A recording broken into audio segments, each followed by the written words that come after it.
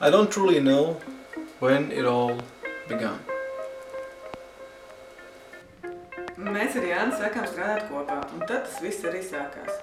Since I can remember Ula, we have always been competing. Nepārtraukts sacenšanās, kurš kuru. At one point, she was fed up and challenged me to run the New York City Marathon. Noskriet maratonu Ņujorkā. Well, she was a good runner, but me, I had not really run much in my life. Mēs izveidojām blogu un pāršķēlām viņas pusē. Ula's side and my side. It was a challenge in many ways. Woman versus man, pink versus black, contact lenses versus glasses. Ula pret Jāni.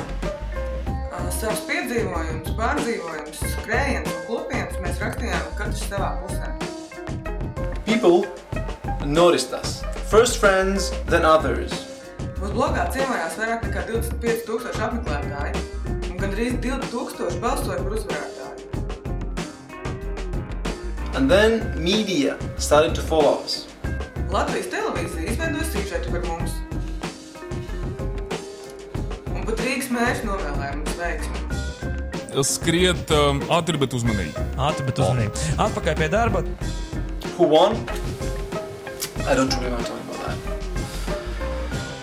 Kurš uzvarēja? Es uzvarēju. Un nokļuvu uz žurnāla vāka. Sākumā mediji par mani rakstīja, bet vēlāk jau konsultējās, kā sagatavoties maratonam. Tā es kļuvu par viedokli Lindai skriešanā.